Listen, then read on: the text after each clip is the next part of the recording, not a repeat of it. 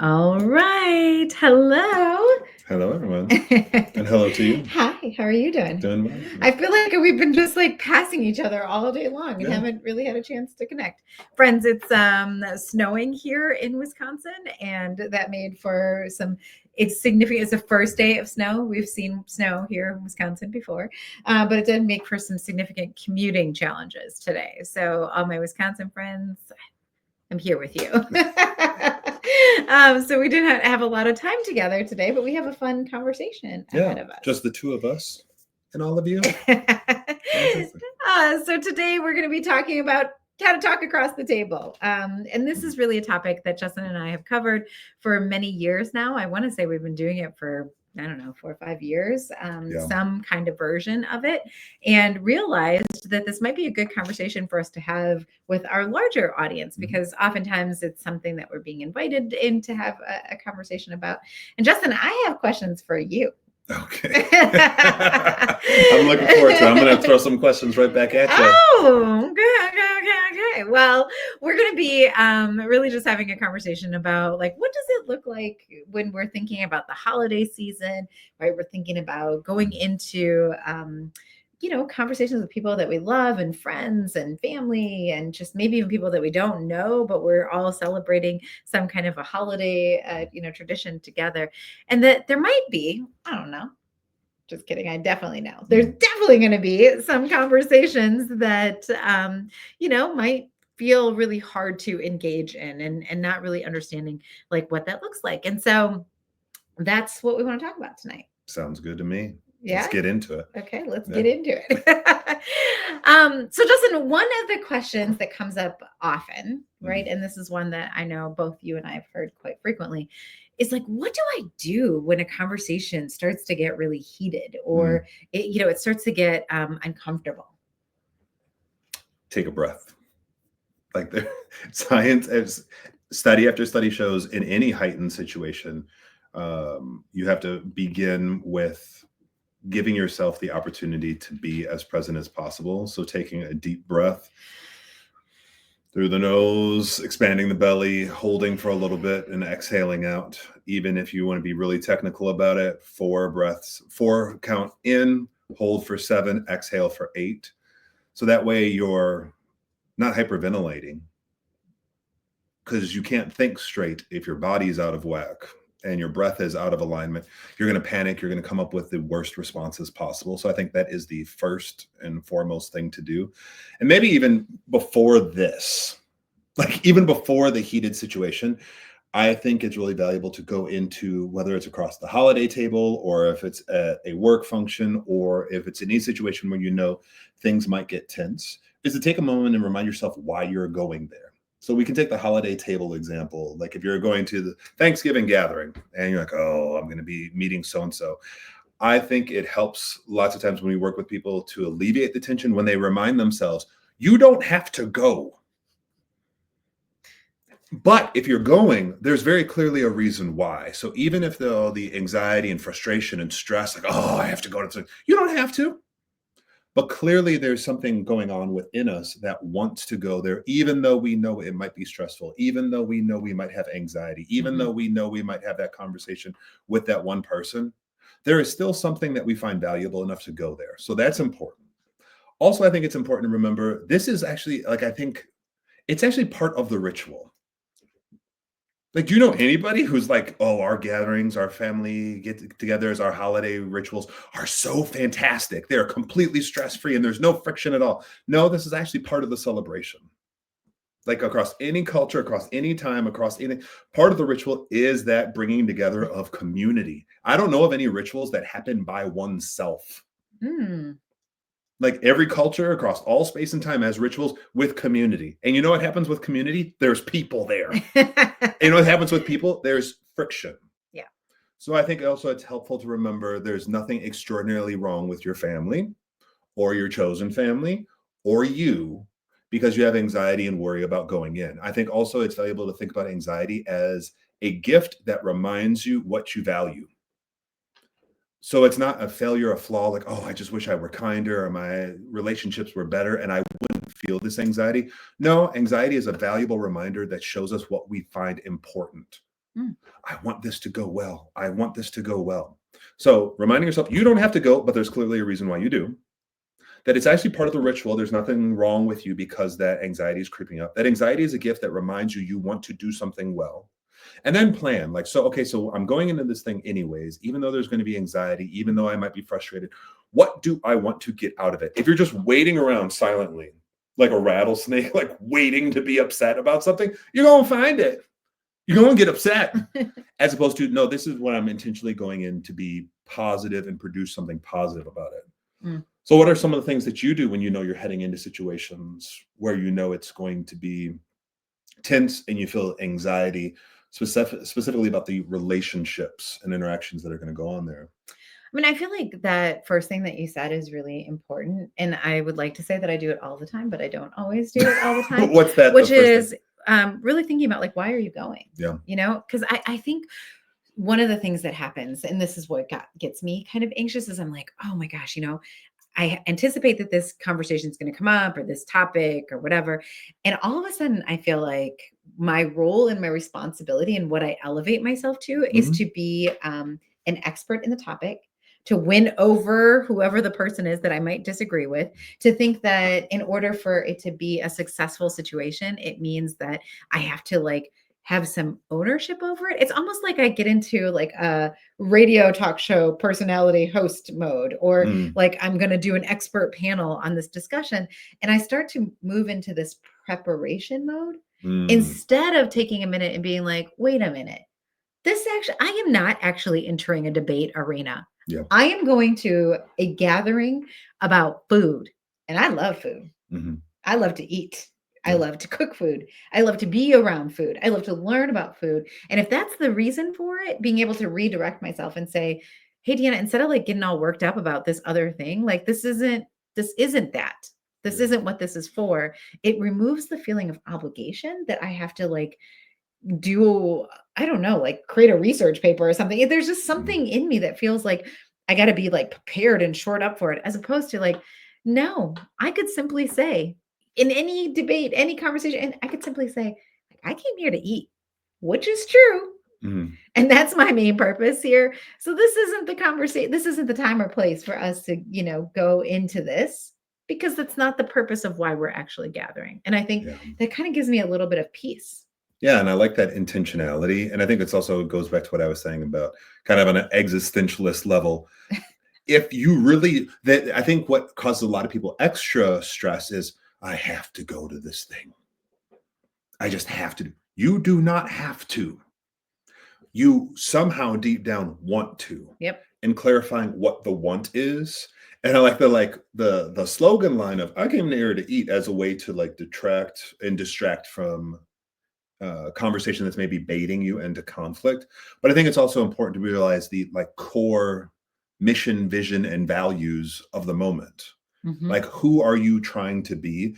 Not what are you trying to do? Because if it's like, I'm going to go here to debate and win, you could do that on social media on your own, like without being around the friends and family. No, there must be something else.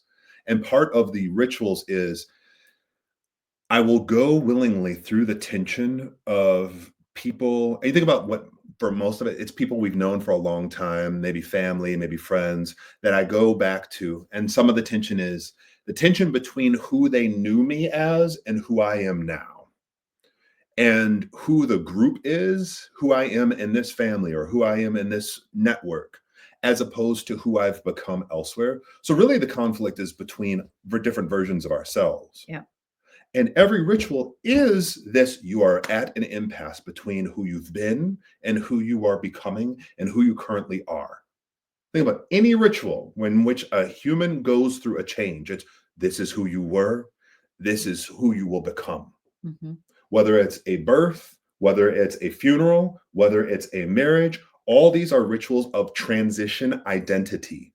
And they cause tension and they cause weirdness. And think about even those examples. At the funeral, there's going to be that person who gets way upset, who acts out and shows out. At the wedding, there's going to be the one person who drinks too much. There's all these tensions built in because that's what the ritual does. So I think clarifying, no, I actually came here. And part of what I'm doing is taking inventory of who am I now? Mm. I know I'm going to have this conversation with a person who remembers me back when I was 5. And I used to think and act like a 5-year-old. And they don't see me now as a grown person who has changed. Mm-hmm. But also take that as a gift through all the things where they go into the habits where I'm just, oh, this is so frustrating. I'm not that person anymore. Also take it as a gift. Part of the ritual is to remind you this is how you have changed. You have grown, you have evolved in uncomfortable and really anxiety producing ways, but it is also a gift of the ritual. So I think leading into that and recognizing the core reasons why I'm here is any ritual with a group is to remind yourself who you were and who you've become, but also who we were and now who we are. Hmm. Like you said, it's not to go in and win a fight and an argument. And sometimes part of the becoming is the argument, is to remind ourselves, hey, I'm part of this group, but I'm not fully part of it either. Yeah.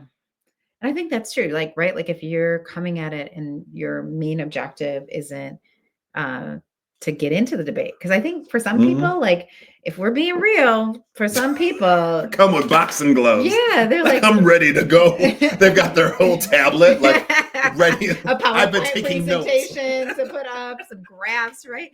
I Then you mean, just stay home. yeah, or schedule a debate or schedule a time to do that if that's what your intention is. So I think understanding like this is what this is for, and really knowing that. And I think that inventory too, like if you come in and there's an agenda and the agenda is an inventory of yourself, then you are giving yourself an opportunity to do something and to become more fully who you are without having to kind of set yourself up for this like really tense situation. But I will tell you though, like one of the things that we get feedback on is, well, if I don't get engage in the conversation, if I don't do this in this moment, then I'm not being authentic, right? To meaning like to show up, I have to say these things or I have to get engaged in the conversation. I have some thoughts on that, but you want to go first? I don't judge it, and I understand that. And then, like, if that's your personality and your experience and perspective, like, I honor it. But that's never been my experience.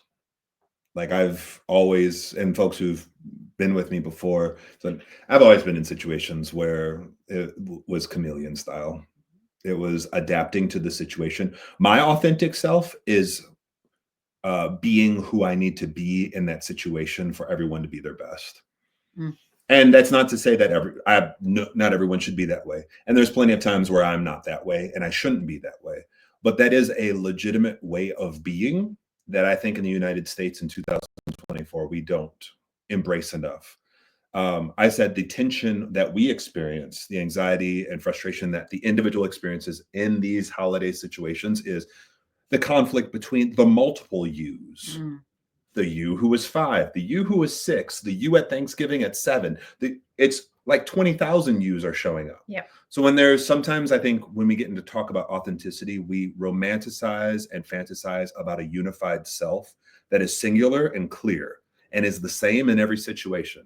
And if that's who you feel you are, and if also that's your skill set and what's best for you, fantastic. But I want to also open up another possibility that just because you are adapting to a situation does not mean you are inauthentic or a fraud. Ooh, say it again. Just because you're adapting to a situation doesn't mean you're inauthentic or a fraud. There are many of you. And just because one, you are a committee of multiple people. Did anybody see that movie? I think I might have talked about it in the last podcast too. The with the emotions, Justin. The one I love so Inside much. Out. Inside Out. Yeah. Like there's a committee and there's a committee inside of here helping us make decisions. So when people talk about authentic, you're like, which one of these innumerable Justins inside of me is the one authentic one? So I think making space for that, like, oh no, you can be family Thanksgiving Justin, and that can be different than the lying on the couch watching movies Justin. And we do this all the time. So I think the being authentic does not mean you have to say everything you are thinking all the time. And it does not mean you have to act in front of at the holiday table the way you're going to at the bar, the way you would in bed, the way you would think about if you acted the same way everywhere. I won't go too deep into the examples, but that wouldn't work out well. So I would say be kind to yourself when thinking about authentic. I think better is thinking about I have to be in this situation and do what is compassionate. Compassionate to myself, compassionate to the other people around me, but also Mm, compassionate to the larger human community. If you feel it stirring in you, like, yeah, I have to push back against that for out of compassion to others who are not here, even out of compassion to the person that I'm pushing against, I think that's the key. Not like, oh, I'm just going to express everything I think all the time mm, and assert myself.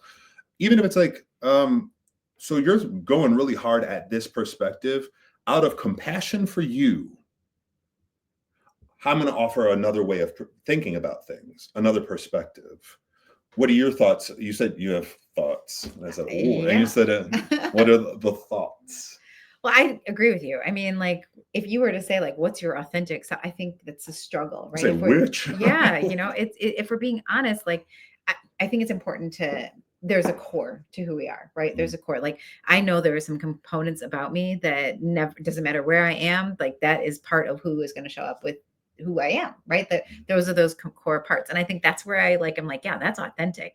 But even that has adaptability, right? Like, even that is going to change in different situations. And so I think it's okay.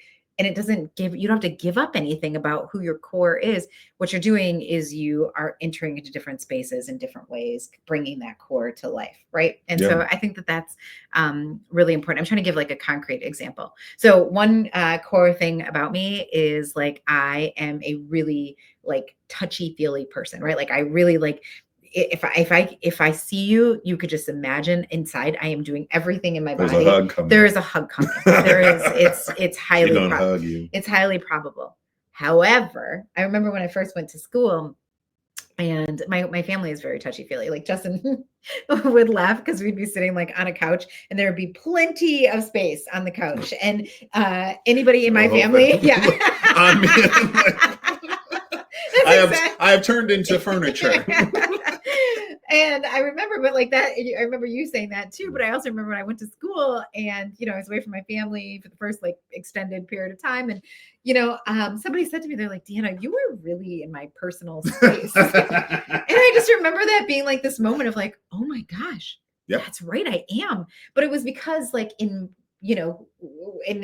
my home, like, and with my friends that I, growing up with them, like they kind of knew that was about me. And it just wasn't something that I was always aware of. And so I just remember someone saying, and I was like, oh my gosh, the awkwardness of like, you were in my personal space, where I was like, oh my gosh, authentically though, that's who I am. I am this, that's who I am.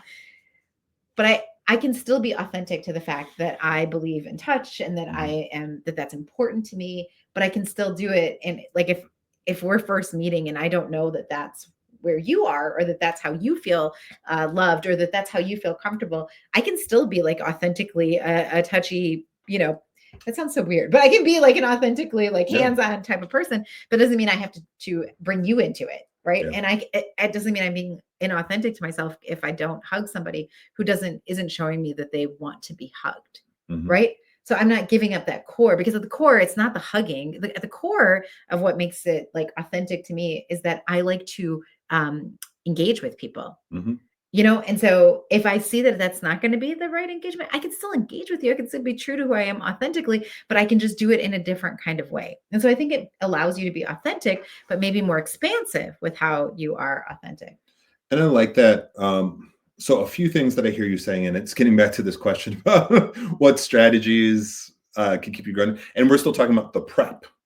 I think going in with kind of taking inventory, whether it's the night before or the drive before, taking full inventory of what's your plan. Think about who's going to be there. Think about what can you proactively plan to talk to them about that is personal and intimate. Like, you mentioned touchy, and I want to make a connection. I want to engage. That's why people show up. That's why we are coming to the table, even if we don't like it, even if we're like, the food's not going to be that great, or oh, it's going to be uncomfortable, or not in my house, the food is going to be great because Justin's cooking. So all the difficulties that you're thinking about, there's still something in you that wants to engage. So proactively make plans about what you're going to engage about. And let's be clear, I've seen this happen over the time of social media. People have lost their emotional intelligence. and they replace it with uh, social media outrage. There's plenty of stuff that happens in the world that are justifiably, I can be upset about this and I can strive for a better world and for change. However, I see lots of folks launching in, like I can be at a coffee shop. I was just not too long ago, and it was two people meeting, and I'm kind of like trying really hard not to eavesdrop and concentrate on my stuff. But they sat down and there was some awkward exchange. Like it was like, oh, some fidgeting and like some missteps and like, and they had this almost this moment where I was like, so what about this controversial topic? And then they were off to the races. Mm-hmm. They did not take time to actually connect person to person about our deepest core, who we are. And they replaced it with the artificial sweetener of controversy. So I think lots of times what gets so frustrating about these moments of controversy is actually because we're like, I thought we could make an actual personal connection. And I'm sitting here talking about these big social issues. I'm not talking to you. Yeah. I'm delving into controversy. So proactively take time. What can I talk to that relative I haven't seen in 4 years? What do I remember about them? What should I ask about them? What big things do I want to share about myself? Being proactive about making the personal connection so you're not making the controversial one. And I will tell you, one of the things that we did, I don't know if you remember this, Justin, but one of our big things was to come up with a list of questions. Remember that? We've gotten a chance to do it. And gamify it. Yeah. And so talking about purpose, like you don't have to go in and be like, I'm going to go in and win this debate, but have a plan. There's also very few things worse than we're just going to get together and hang out and see what happens. Especially if you're worried. Yeah, don't just hang out. Yeah. And make so let me just tell you. Let me tell you how to do it. Let me give you the operationalizing of this. But one of the things that you can do is you can actually say, "Hey, we are going to play a game, right? And we're going to ask all kinds of questions, and our questions are really going to be geared at." What we've done this year, what we're most thankful for, what we're looking forward to next year, what our favorite movie was, who we connected with, just like things that would get us an opportunity to have those conversations that get us to know each other better. And so that was the whole idea, right? Like, how are we going to do that? And what does that look like? And so I think we actually just looked it up online and we looked for a list of questions, and then we involved our children in it and asked them if they had any questions that they wanted to add to it. And we put it into a jar, and then people just got to pull out of the jar and ask questions. It was one of my favorite holiday parties that we had, because instead of people going off and I think we default sometimes to the worst of what is happening. But so instead of going off, and what about our social situation? Think about the things that the messages we feed ourselves. Our regular diet is consuming the very upsetting. So it's going to be coming back as very upsetting. So I like this, no, we're actually going to talk to you about each other. Hey, so what? And think about it. If we're talking about Thanksgiving, an automatic feeder is, what are you thankful for this year? So talking about those things. And when people go very broad and they go controversial, it's a poor substitute for the personal. So be so what are you excited about lately? So getting to those very specific issues is much more important. Yeah. So. And I think again, going back to how do we make sure that we're creating a space and place for people to connect and actually get a chance to know each other human to human? Because a lot of the reasons why you could talk about super controversial topics and you can go and you can have, debates, you can have these things. But if you do that and you do it by skipping the connection component, that's where it goes off the rails, right? If I'm the same example I like to give to people is if you walk up to somebody that you've been working with for 5 years and you don't know their name, but then you ask them about the most controversial thing that is going on, or about and you don't even know their name. Yeah. You don't know what they do for fun. You don't know why would that person want to trust you with the most controversial conversation? And the same thing even more with our friends and our family. Like if we haven't had the time to like connect and really engage with people, then what is the probability that we are going to be able to connect with them and that we're going to have a real authentic conversation? No, it's just going to be like who can be the loudest and who can say the most like Instagrammable thing, or or whatever it is, like thing, or the bumper sticker, like then that's what it's going to become. It's not going to become a real conversation. And I think that that's just really critically important. Yeah. So, yeah. But it still doesn't get to the original question about when stuff goes wrong. So we've had a lot of prep. We've had a lot of like how to prepare for the situation, how to get yourself right, how to remind yourself of things. But still, when things go sideways, what are your ideas? I've got some. We keep doing that, right? Where we set up one person and to do the thing. And then anyways, so, okay. What are my ideas? So when things do go off and maybe are headed in the wrong direction, I think one thing to do is kind of going back to what you said at the beginning, taking that deep breath. Because my mouth sometimes moves faster than what is happening in my brain. And Justin always says, like, the way he puts it is, how do we create more space between here and here? Right? Like, how do I create some more distance there? And I think that's really important. So that's one thing, is just like take a beat, literally just a beat. You could count to 5, count to 10, count to whatever, because that will help you de-escalate the situation. So that's one. So that's one issue. And I think also, give yourself somewhere between, give yourself time. Because again, think about my scenario of the 2 people in the coffee shop. There's going to be, in those initial moments, some awkwardness, especially if you're sitting down at a big table with a whole lot of people. It's unusual and it's uncomfortable for people. Or 10 minutes in, where the one person is like, I don't really know what else to say. Let me throw out a passive aggressive jab that has really nothing to do with what we're talking about. But let me take a swipe. Depending on the situation, depending on the context, that is going to be normal. That is going to be part of human psychology, adjusting to a tense social moment. I will say something I don't mean to. I'll say something that I think is funny, but is really passive aggressive because I'm confused and frustrated and I'm nervous about what to do. So here's an insensitive joke. Yeah. If it is appropriate, one, prepare yourself. That's probably going to happen. If it's appropriate for the context, your skill set, the other person, your objectives, give some grace. Give some grace, because it happens so frequently. Like, but whatever you do is don't pounce on it and make it the fight that ends there. Don't let somebody's first initial stumble into the conversation be the last thing, the deciding thing of the moment. So I would also practice some segues, some things to get back on track, some things to respond. So it can be, I came here for food. In fact, on your own, take some time and write down a list of things like, hey, I came here for the food, or interesting. Or I love the, like, I'm not going to engage.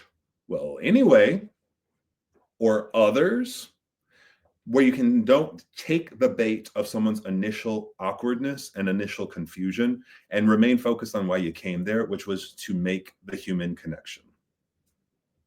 And I think that, if it continues, it's part of it. I think you can say, and this is something that's really hard. So I just want to acknowledge this, but I think that sometimes when we hear this, what we're hearing is like, what can I do to get them to stop and agree with me?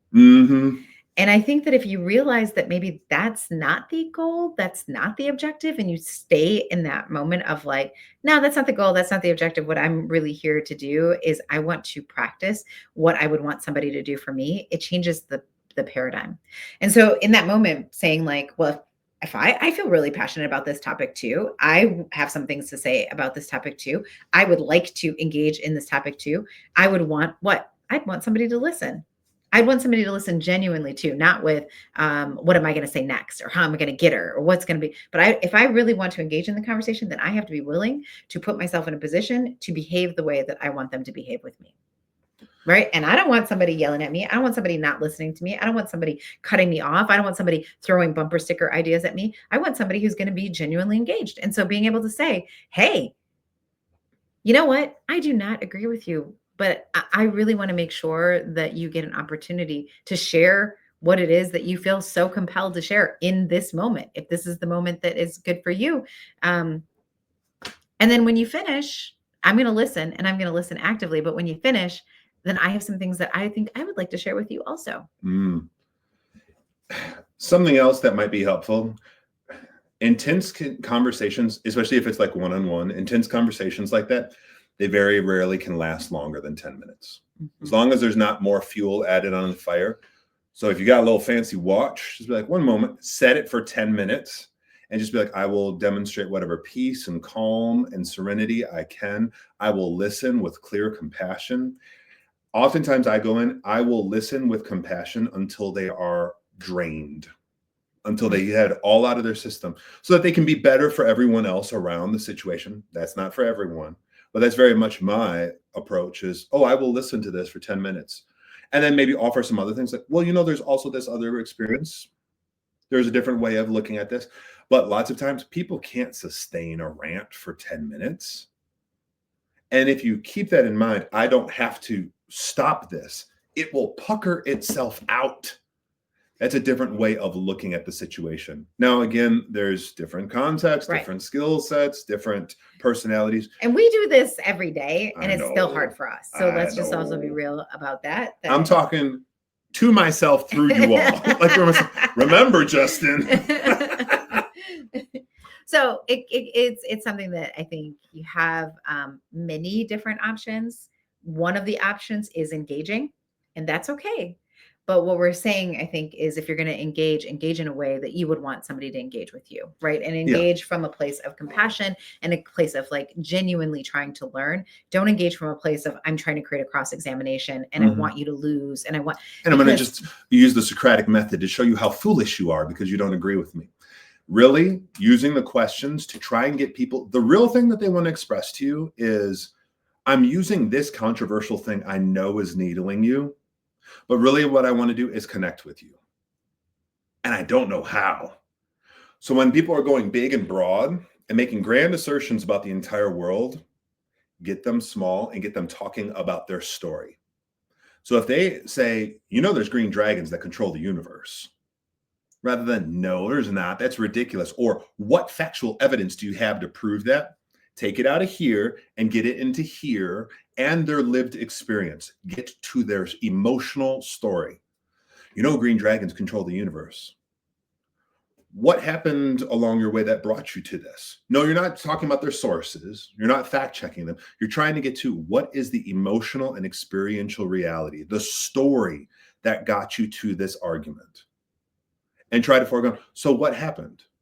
And then what? And then what? What did you learn? How does it feel? Oh, green dragons control the universe. That's a new way of explaining things. I've never heard that before. Oh, yeah, it's very unpopular. This, but very few people know. Okay. How does that feel? You obviously are very passionate about it, and not many people agree with you. What does that feel like? Trying to get people to the emotional story of the reality and out of the facts that they're asserting or out of the intellectual argument, you're actually making the emotional connection that they want to make and you want to make. That's the whole reason why you all showed up. And I think, one of the things that Justin says to me often, and I might mess this up. So if I do, you come back and correct me. Because it's the concept that I understand, but like the way that you describe it, I think is so beautiful. It's really like this idea that at the core of even people who have differing opinions from us or whatever, at the core is love. Like at the core of why people feel passionate to begin with is because they feel a certain sense of love. And it's a love of, maybe it's a love of tradition, or maybe it's a love of the way that they see the world, or it's a love of a group that they're trying to protect. And so I mean, that's at the core of really like a lot of our shared emotions, right? Or like a lot of our strong beliefs. I believe in this political candidate because I believe this is the candidate that shows the most love to the people that I love. Mm, I believe in this political ideology because I believe this ideology is what shows the most compassion and love to the people that I love. And so there is this like protectedness, right? And so when you realize that and you see that, that at the core of even the people you most like fervently disagree with, that there's some core to them that feels like they're protecting something that they love or someone that they love. I think that that leads to some of that compassion, yeah. right? It leads to some of that like understanding. Justin always says, everybody has something that they love. Hmm. You know what I mean? Even some of the most like terrible whatever you could think of, like, you know, they have a puppy. And they Everybody want loves something. and everybody wants to have that love. And so I think I remember one time I was at this presentation and there was a lot of political stuff that was happening. It was very heavy, and it was a heavy day because there was a big news article that really just had people in their feelings, but also really divided. We have a lot of news articles that are dividing us. You know, that's part of what's happening in this cycle that we're in right now. And this gentleman came up to me and he was like, well, I know you don't agree with this and this and that. And so when, you know, people get really riled up and you yell at them and, you know, how do you approach them and how do you get really aggressive with them? And I was like, well, sir, actually, I don't. In situations where I'm finding people who are like have the extreme opposites of me, what I try to do, and not all the time, I'm not perfect. I've made mistakes. Mm, This is something that takes a lot of energy from me. But it's those moments that I actually try to listen the most because I feel like those are the moments where I have the most to learn. yeah. Because we spend a lot of time, whether it's on social media, whether it's like in the news we consume or the books we consume or the, you know, conversations that we get in, the friendships that we choose, all of that. We spend a lot of time with people who often think very similar to ourselves. And so when I'm in a situation where there's people who have very differing opinions, one of the things I've just learned is that those are situations in which I actually probably have the most to gain because I'm getting a different perspective than the one that I'm normally exposed to. And so I told him, I was like, no, actually, in those situations, I tried to make sure that I turn up my active listening. I try and make sure that I tone down my like desire to throw all the facts. I might have a lot of that, and I get a lot of spaces where I get to rehearse that and do, but I don't get a lot of spaces where I get to encounter difference. And that perspective change that I've had just myself, and even having that conversation with that gentleman, he kind of took a step back and he was like, "That's not what I expected you to say." Yeah. Right? Everybody is so much expecting us to fight. Yeah. No. And not to say that there aren't times to fight. You all have seen me. But I love my folks, but I don't think at Thanksgiving there's going to be any policymakers at the table. Like, why am I arguing with them? Like, they're going Well, to change the world? I'm gonna bring a bullhorn to the I will get on a bullhorn. There are things that I feel very, very passionate about. There are places in which I share that Hmm. passion and where I will, you know, get into it and have the conversation and pull out the stats and do all of that. But you have to know where those Yeah. spaces are and where that difference is going to actually happen. And I think we've lost that.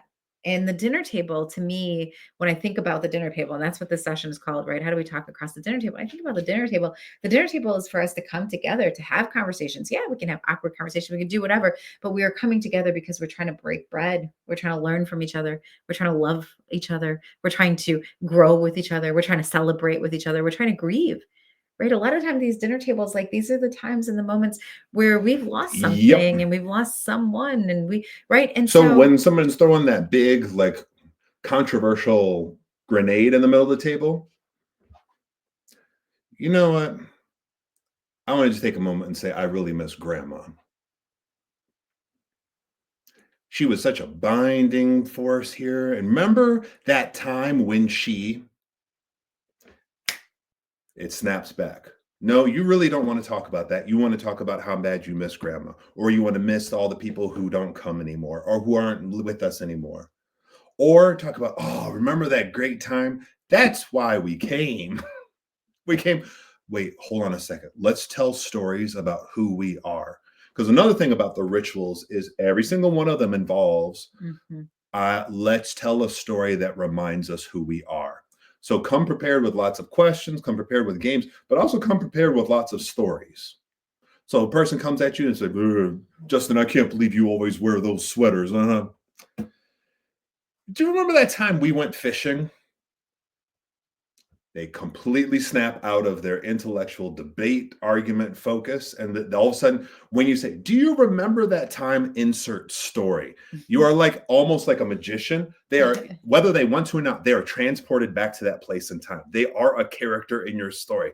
And as soon as you're, and I remember that we did this. And I remember I had this problem. And I remember you helped me. And from that, I learned this thing.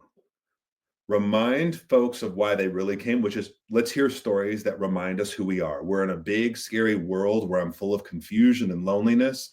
I come here, even with people who cause me maybe stress, anxiety, and anger. I come here to remember stories of who I am. I think the other thing is that it doesn't mean you don't have to have that conversation with the No? person. I mean, I think part of when I think about, some of the responsibilities that I have, I'm like, we tell people all the time, if you want to make a difference, do it with the people that you know and Yeah. love and that you have relationship with. And so if there's something you feel strongly about and somebody has an opinion that is, exclusive or that doesn't really like kind of bring in the values of inclusion that you think they should, and you want to have that conversation with them, I'm not saying don't. Yes, friends, do that, right? Because all change happens in those interactions, those close relationships, those opportunities that you have with people. You can have a conversation with somebody that would be way more impactful than when Justin and I show Mhm. up and we're standing in the front of the room and doing a keynote or doing a training because you have that history. I mean, that's a real advantage. But being able to say, you know what? That is actually a topic I really wanted to talk to you about. But Mm. not doing it here, like in this stage and in this format. I know you have a different opinion than I do. And it's something that it's been really on my heart for us to be able to have that conversation. I am wondering Mm. next week, do you have time for coffee? Mhm. Next week, would you like to just me and you go and have a conversation about it? Because I really want to understand like why you're coming at it in such a different, because I love you, but you Mhm. have such a different way of thinking about it. And I want to understand that, but I also really want to share with you like why I feel the way that I do. But today I want to eat. Mhm. And in this moment, I want us to enjoy and to be able to, so can we find a time where it is more appropriate for us to be able to go deeper into this conversation? Because the other thing Mm. that like controversy loves is an audience. Yeah, and that's the thing that I'll say, like, even between that, if you're like, I'm not gonna so and so is going back home in 2 days. I'm not trying to meet with for them with coffee. I got some shopping to do after Thanksgiving. So it can even be the breaking up the audience. Like, well, why don't we come over here? I really want to hear what you have to say. And I love the way that you phrase it. Want, making it clear what my goals are. I really want to understand your perspective because I love you. Or I really am interested in how you got to that spot. But I think getting them to the story, but also sharing your story. And like if you're going to assert what's really interesting and in a strange way, the age of misinformation has reminded us the emotionality of arguments. Mhm. Because I mean, I've been at this for a long time ago, maybe like 10, 15 years ago, even you could still say, well, you can counteract with facts. Like, well, there's this study by so and so, and there's this fact and this statistic, and that could do something. Now people are like, well, I have another statistic. Well, let me just look at my phone. I find something. So Yeah. gives us the gift of like, since there's no factual common ground, let's actually make it about my lived experience. Well, thank you for sharing that. I have a different perspective and not like arguing the reasons for it or trying to cite facts and figures, but the emotional story of what brought you to it. The feelings, the fear, the hurt, the anger, the joy, the happiness. Tell the emotional story of how you came to something else. Like, well, I see it this different way. My perspective is this, and be able to narrativize it. It started when, and then this thing happened, and this thing happened. And I learned this, and it felt like this. So now this is where I'm coming from. The point is, I hear your emotional story of how you got to this emotional reality, and I share my emotional story and how I got to this emotional reality. And that's probably as far as you're going to get. I think we're in this work and we do it a lot.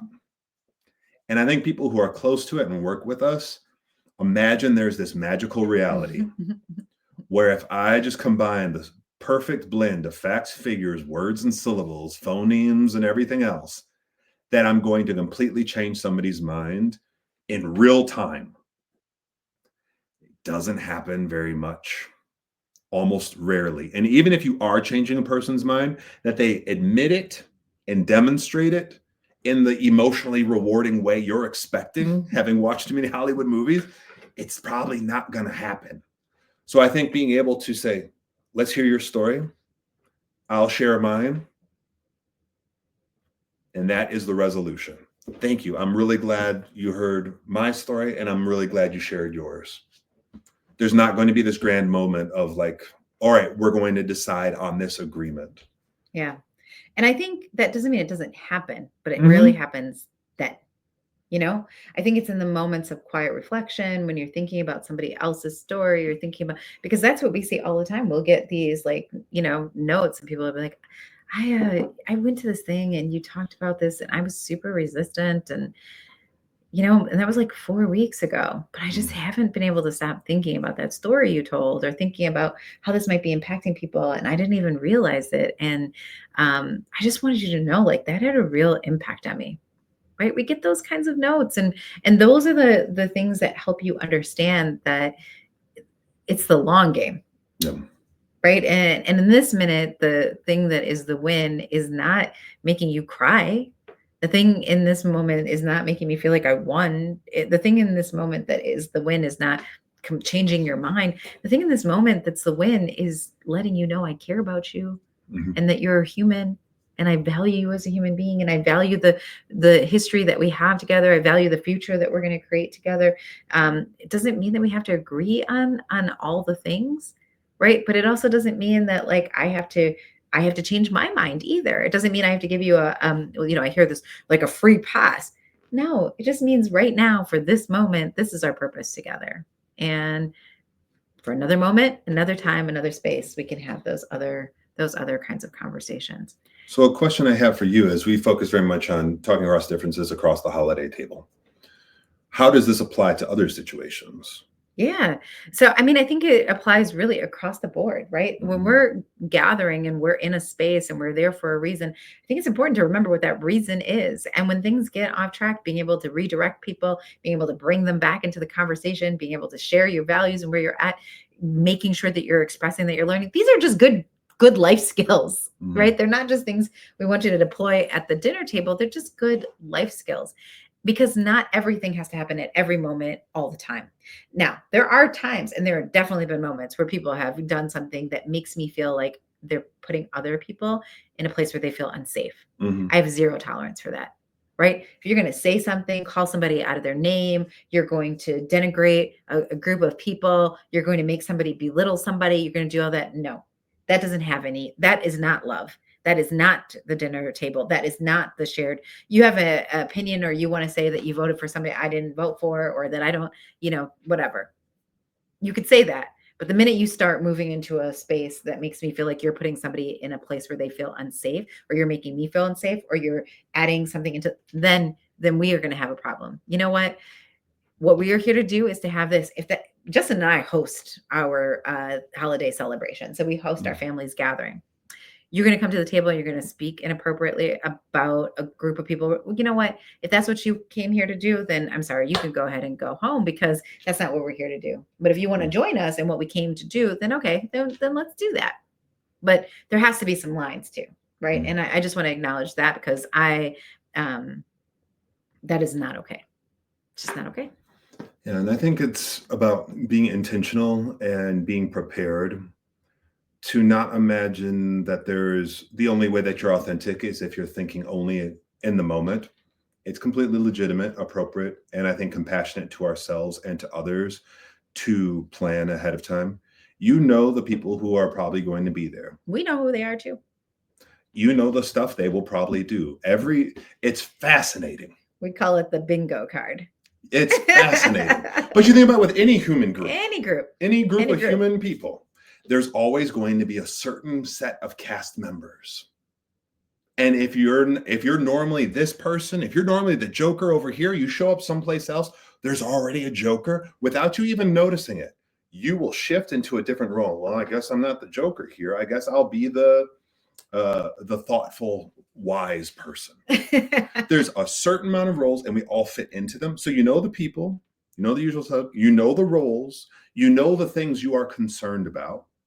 You know who you are, You know what your worries are, your anxieties, your fears. You know what you stand for, what you can tolerate, what you don't. Take some time and think about, okay, so what are my goals for going here?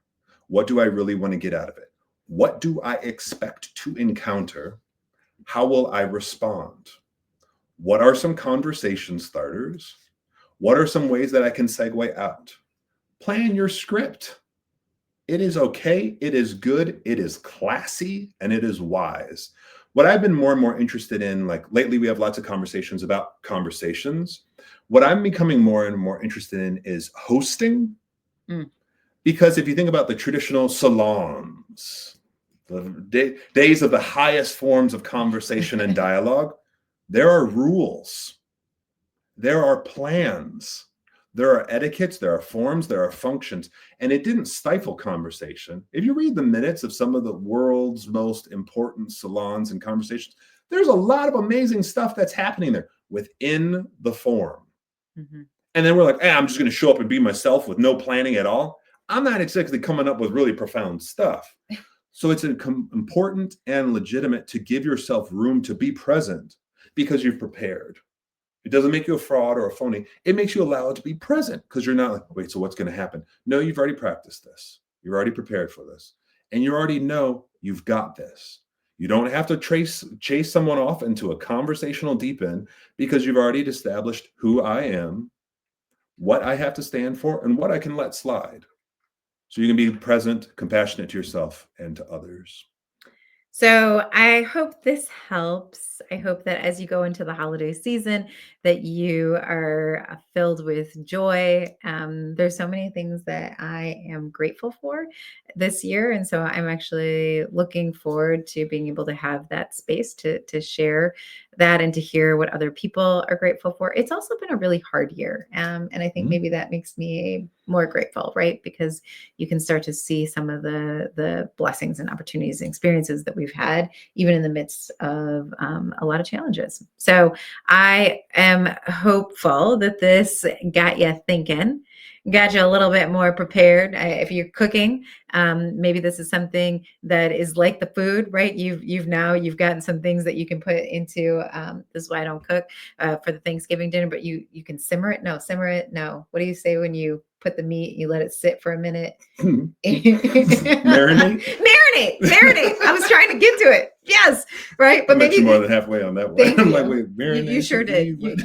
You sure did. You sure did. But we know Um, each other's patterns. Yeah, we figured it out. Yeah. but maybe this is something that you can marinate on. So while Yeah. you're cooking or getting ready or doing whatever it is that you do to prepare for the holiday season, maybe this can be part of what you're marinating on. That you're letting it soak into who and how you might want to show up. Because I think the saddest moments I've had is when I look back in a situation and I realize I didn't bring my best self and I didn't show up in a way that I would hope that other people would show up for me and provide the same kind of graces that I hope that they would provide for me when I make a bumble or do something that kind of gets things off track. And so I offer you marinating time with all of this and using it. I encourage you to reach out to us if there's something specific that we didn't ask or answer during this time that you were really thinking about. By all means, reach out. We are here as a resource. And I also wish that you have a beautiful holiday season. Justin and I will be back here again towards the end of the year. Mm-hmm. I don't remember the date offhand, but we'll make sure we post it. But we'll be here towards the end of the year, really talking about how to speak life. What we've had a lot of themes around speaking, but one of the things that we find really important is thinking about the words that we use, thinking about how those words show up, but thinking about how we encourage one another, or discourage one another by how we choose to speak. And so, really trying to think about what that means as we go into the new year. So, I'm grateful to those of you who are able to join us this evening. For those of you who are watching this on rewind or watching it later on, and thankful for just your ongoing willingness to participate in our conversations Mm-hmm. and really in the way that we're trying to serve. So thank you, thank you, thank you. I'm thankful for you. You're going to end up on my thankful list. It's going to be part of what I'm talking about at the dinner table. Thank you for learning with us. Yes, Till the thank next time. you. Take care, everyone. Goodbye.